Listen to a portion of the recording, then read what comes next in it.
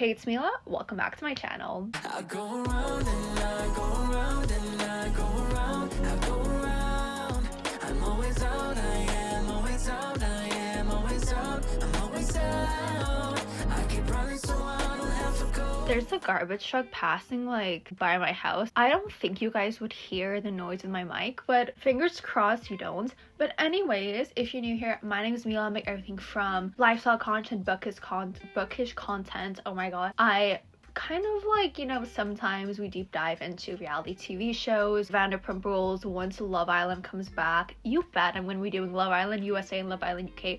One of my friends actually, she was like, let's try to sign up for Love Island USA. So we're gonna see if she's on. If she is, I'm definitely gonna give her a shout out. And we also do a little bit of like song ranking and like tier ranking videos. We do a little bit of like everything around here, so it's a super fun place to be. If all that or if any of that sounds interesting, definitely hit the subscribe button down below, so you're part of our little family and you are notified every time that I post. And yeah, basically for today we're gonna be going through all the books that I read in, I was gonna say May, in April. To be perfectly honest, if you guys, you guys probably noticed, I didn't bring out a wrap-up video in the month of, I think February and, no, I think I brought one out in February. I don't think I brought one out in March because I didn't read anything. I was so busy with school. It was literally the most chaotic month of my life, but I finished my last final exam on April 16th, and literally all these books I read between like April 16th and like the 30th of the month. So it's not a lot, but given that I was only reading for like literally 14 days,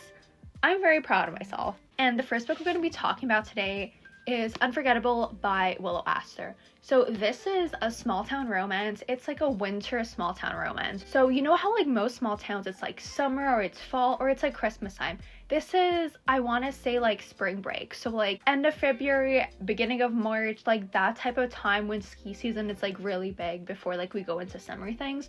So yes, small town. This is a series, this girl and then her 4 brothers. I am undecided whether I'm going to continue the series or not because on Goodreads, I didn't see the best things about it. I did enjoy my time, but I wasn't like, oh my god, wow, this is like the best thing ever. I do not know. Like, I'm definitely going to prioritize other things, and will I get to reading this series?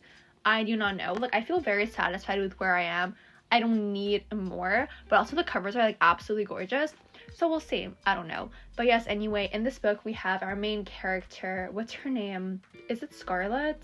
Yes, our main character is Scarlett. Her grandparents own this like lodge, right? It doesn't really get passed down to her.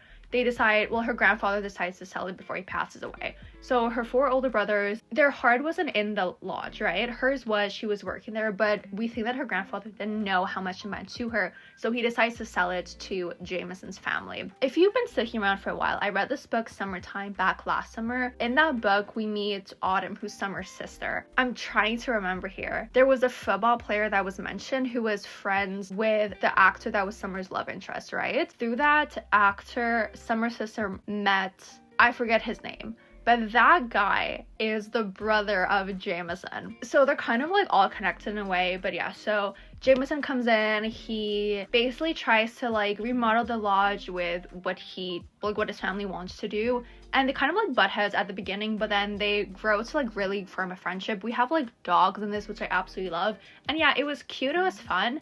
But I feel like I was definitely missing something. Like Willow Astor books, I feel like it's a good time, it's not a memorable time. Like, it sounds bad, but I rated this book 4 stars because I feel like if I had more, I would definitely like this more. But for me, it was just a very like solid, fun time read, but it's nothing like super memorable. The next book I read, which was much more memorable, it's a thriller. So we have The One by John Mars. So for this book, let me just like explain how I got to it. I was going on Netflix maybe like 2 years ago, and then I see the show The One, and I'm like, oh my god, this looks so interesting. But then I see, oh, based off of a book, so I'm like, obviously I need to read the book. I bought this like 2 years ago. I did not pick it up until now. I don't know what it was that just like clicked in my head, and it was like, let's read this book. Oh my god, I wish I had read it before. So basically we follow 5 people who send their DNA to this like company, and then they match you with like your perfect match, right? I got distracted, so I lost my train of thought and even like knocked over my camera, so I'm sorry if there was a little difference. Basically what I was saying before, every single one of these 5 characters, like some start off as we can see this is like a nightmare waiting to happen. Others, it's like, oh, this is cute, this is fun. But then we find out things that it's like, oh wow, this is not all what we expected. But then there was even more. If you've read this, just think of, I think her name is Mandy, right? Mandy's story, gobsmacked.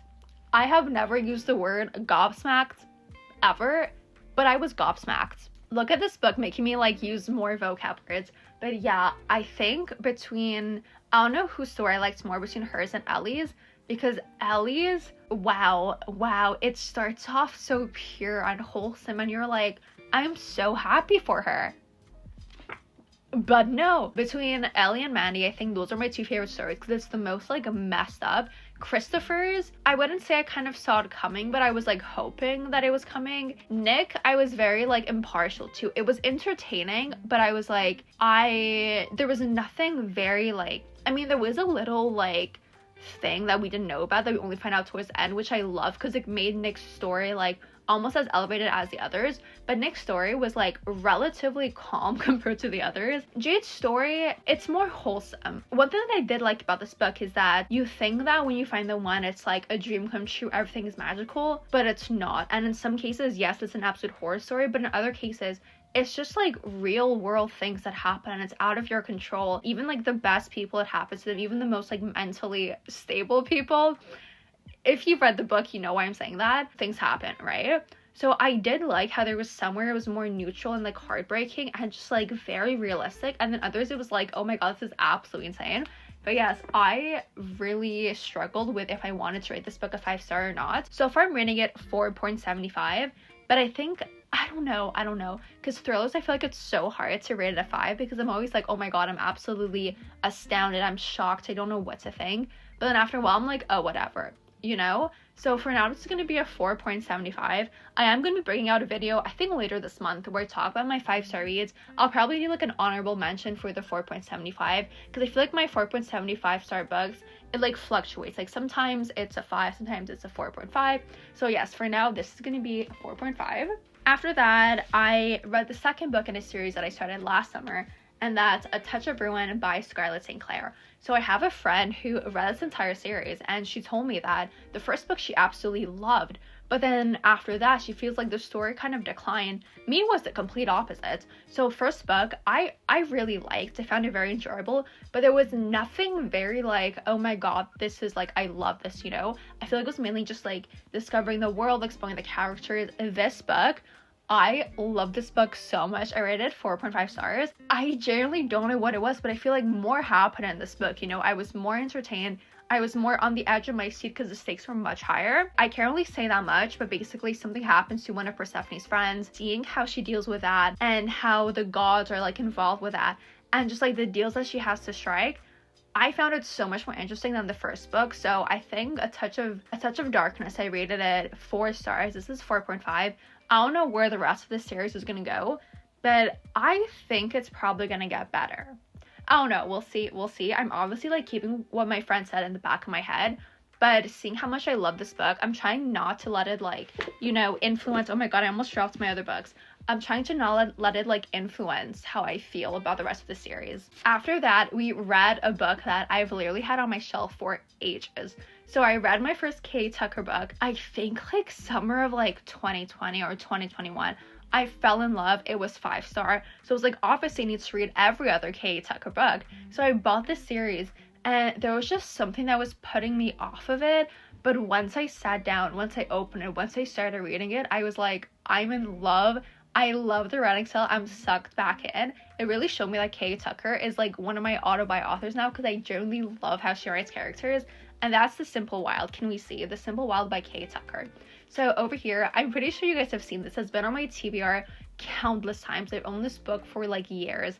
But basically in this book, we have Kala, our main character, who goes back to Alaska because her dad is sick, and her dad's like friend calls her. She's like, hey, he's sick, you should probably come visit. So it's her first time going to visit her dad. Like they did have a little like on the phone relationship, but she lives in Toronto, so obviously doesn't really see him. And actually something happened when she was a kid and they kind of like lost touch from there. Obviously when she goes to Alaska, you see what that thing was and it makes sense why he was like that. Like, obviously it sucks that they ended their relationship, but yeah, so she goes to Alaska, she meets the guy. What is his name? Oh my god, what is his name? Jonah. She meets Jonah. I love Jonah. I love Jonah. I feel like I didn't expect to like this as much as I did.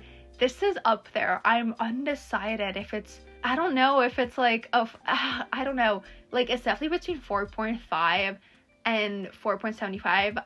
It's not exactly a 5, but it doesn't feel like a 4.5, but it doesn't feel like a 4.75. So for now, I think I'm going to leave it at a 4.5. I love Jonah. It's a very, like, grumpy sunshine thing. And you see, like, you can see him, like, warming to her. You can see her warming to him. He does something shitty at the beginning, not gonna lie. Like, if someone were to hit my suitcases, I would absolutely, like, I'd be pissed, you know? I'd be very, very mad. So I definitely get where the, like, animosity came from the start. But I love how they warmed up to each other. I loved everything about this. Literally one of the best things ever. And if you have not read this, please go read it. There's like there's 3 more books in the series. I think 2 more is about Kala. And then we know that her best friend is blonde. And the cover of the 4th book, there's a blonde girl. So I don't know if that's her best friend, if that's someone else. We will see. But please go read this. Literally one of the best books ever. And then finally, we ended the month reading a sports romance. I haven't read a sports romance in so long, but we have Jock Rule by Sarah Nee. When did I read the first book? I read it quite a while ago. This is like the Jock Heart series. Basically, you know how you have like Greek Row, where it's like all of the sorority and frat houses. You have, I was gonna say God Row. No, you have Jock Row, where it's like the houses for like every single team. So I don't know if you guys can see here, but we have like houses, right? So each house is like a different sports team. The first book, was it baseball? I think it was baseball. The second book, it's rugby, and then we'll see like what happens next. Our main character in this book is an engineering major. It's a different one than me, but just like seeing that, I was like, oh my god, I love that. How these books are written is that there are parties like every single Friday. So you have like first Friday when they meet, and then second Friday when they talk more, third Friday, and then like Saturday. So there's not like many chapters. The chapters are like pretty long, but it goes by like days that they meet, which I actually really like that. I don't know if she does this in like all of her books or if it's just like this series. Basically they meet because, well, he sees her standing alone at the party, kind of like gives her shit for like being alone, kind of criticizes her friends, but she has like shitty friends, so it's fine, it makes sense. And then he offers like, you know, I'm a guy, obviously know what guys want, I can like help you find a boyfriend. Through that, obviously they grow to fall in love, they get closer, and I love how he's like texting his sister about things that are happening, and his sister is like rooting for them from day one. I love seeing their little like text conversations pop up. It's so entertaining. Serene's books, like, it's nothing extraordinary. It's not like, oh my god, I'm like on the edge of my seat waiting to know what happens, but it's very entertaining, sucks you in. It's a very, very good time, and they're relatively short and easy to read. So I think for this I'm gonna rate it, I think no, not 2, 3.25, because I feel like I did need more. Obviously, it's a very short book. There was just something in me that had my doubts in these characters. I didn't like believe in the romance. So I feel like if I had a little bit more, I would have definitely liked it more. But honestly, like, a very solid read. I definitely recommend this series if you want like something short, fun, and sweet. And honestly, it's perfect for summer. It's perfect to read by the pool. You don't need to like think too much, and it's just like good times and vibes. So those are the 5 books that I read this month. Once again, I only really started reading like once I finished my finals. So it's not that much, but I feel like reading 5 books in 14 days, it's amazing, and I'm super proud of myself. Now my big goal is to actually get to my Goodreads goal, because 100 books, I'm like 15 books behind. So I don't know what I'm gonna do, but I have faith, you know, I have faith. We're gonna see what happens. But if you guys enjoyed today's video, definitely hit the subscribe button down below and leave a thumbs up. So, you know, I know that you like these, and you can see whenever I post new things. All my socials are down below if you want to go check me out, my TikTok, Instagram, and Goodreads. And yeah, that's pretty much it. So stay safe, protect your vibe, and I'll see you all next time. Bye guys.